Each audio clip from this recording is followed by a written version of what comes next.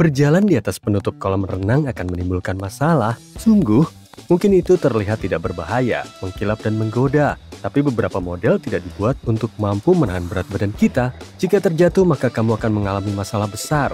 Pertama, kamu mungkin akan kesulitan untuk menemukan tempat keluar. Dan begitu terperangkap akan sulit meloloskan diri. Penutup itu didesain untuk mengapung, sehingga akan melekat pada tubuhmu.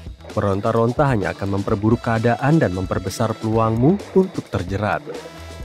Dari kolam ke rawa, sekarang bahaya bergeser ke gelembung yang tampak menuju ke arahmu. Waspadalah, karena itu adalah tanda bahwa buaya mungkin berada di dekatmu. Selama musim kawin, buaya jantan melakukan pertunjukan untuk menarik perhatian buaya betina, bahkan sampai berkeliaran di lingkungan sekitar. Biasanya dibutuhkan waktu beberapa minggu bagi si jantan untuk memenangkan hati si betina. Dan jika si betina merasa dia adalah pasangan yang cocok, mereka akan mulai berenang mengelilingi satu sama lain. Namun proses perkawinan itu sendiri sangat pribadi karena terjadi di bawah air. Yang bisa dilihat dari perkawinan yang sebenarnya adalah gelembung-gelembung yang muncul dari dasar rawa. Ancaman bawah air berikutnya jauh lebih kecil, panjangnya hanya sekitar 35 cm.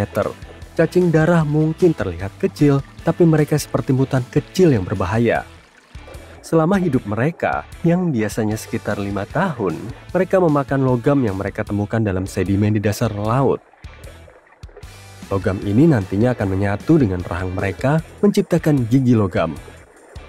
Ya, giginya sangat tajam, terbuat dari 10% tembaga, konsentrasi tertinggi yang ditemukan pada hewan manapun. Ketika cacing laut berwarna merah terang ini siap menyerang, ia akan membalikkan sistem pencernaannya, termasuk gigi-gigi logam itu, dan menembakkan isi perutnya seperti torpedo tepat ke arah targetnya. Dan racunnya mengandung 32 jenis racun yang berbeda yang melumpuhkan sang mangsa sepenuhnya. Ancaman merah berikutnya dalam daftar kita adalah penerbang, pitohui berkerudung. Meskipun penampilannya imut, burung ini memiliki bisa yang mematikan. Bulu-bulunya mengandung bahan kimia yang disebut batrachotoxin, yang juga ditemukan pada katak beracun dan kumbang tertentu. Pada dasarnya ketika racun ini masuk ke dalam sistem tubuhmu, racun ini akan mengacaukan fungsi normal saluran natrium dalam sel saraf. Gangguan ini membuat saluran terbuka lebih lama, menyebabkan saraf menembak secara tidak terkendali. Hal ini dapat menyebabkan kelumpuhan, masalah pernapasan, atau bisa lebih buruk lagi. Jadi jika kamu berada di tanah asalnya Papua Nugini, makan malam dengan ayam saja dan jauhi burung ini. Hal lain yang tidak boleh kamu makan adalah ikan buntal, terutama jenis yang sangat terkenal di Jepang, yang dikenal sebagai fugu. Jika kamu benar-benar ingin mencobanya, ketahuilah bahwa hanya koki yang terampil dan berlisensi yang dapat menyiapkannya. Fugu harus ditangani dengan sangat hati-hati karena bagian tertentu dari ikan ini mengandung racun yang disebut tetrodotoxin. Untuk memahami betapa berbahayanya zat ini, pertimbangkan bahwa sekitar 50 orang per tahun kehilangan nyawa mereka setelah makan ikan ini. Ratusan lainnya mengalami gejala seperti pusing dan muntah. Jika diolah dengan benar, dan aku tekankan hanya jika, ikan buntal jenis ini bisa dinikmati sebagai sashimi atau hidangan hotpot. Tapi aku tidak berani mencobanya. Jika kamu menemukan semangka yang berbusa, jangan makan semangka itu. Busa yang muncul dari retakan pada kulit semangka terjadi karena semangka tumbuh dalam cuaca yang sangat panas. Di Amerika Serikat misalnya, buah ini sebagian besar berasal dari Florida, Arizona, California, Delaware, dan Texas. Ketika semangka tumbuh dalam cuaca panas, mereka mulai berfermentasi. Begitu proses ini dimulai di dalam semangka, ia menciptakan lingkungan yang sempurna bagi patogen beracun untuk berkembang. Percayalah, itu bukanlah rasa yang ingin kamu jelajahi karena dapat membuat kamu sakit. Ditambah lagi jika proses fermentasi menumpuk dan kamu memutuskan untuk memotong semangka, bersiaplah untuk ledakan buah. Singkirkan kentang yang bau sesegera mungkin. Saat menjadi lembek, kentang mungkin mengeluarkan gas jahat yang disebut solanin.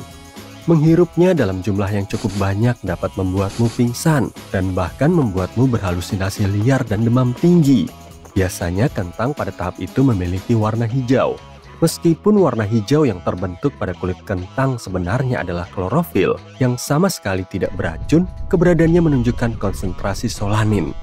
Racun ini diproduksi di bagian hijau dari kentang, daun, batang, dan bintik-bintik hijau pada kulit.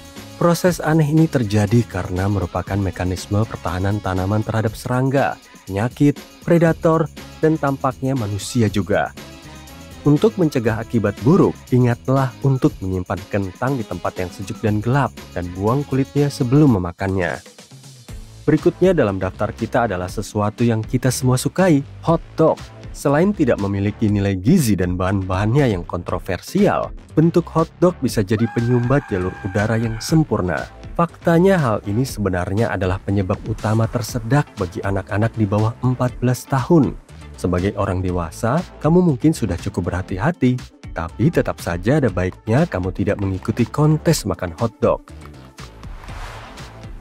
Jangan pernah memetik kacang mete langsung dari pohonnya. Dalam keadaan alami, kacang mete mengandung resin berminyak yang disebut urusiol.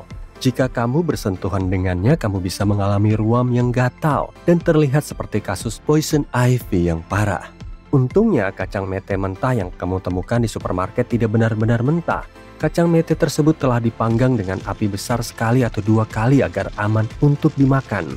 Setelah kacang mete bersih dari urusiol, kacang mete akan melalui pemeriksaan kualitas dan kemudian siap untuk dijual.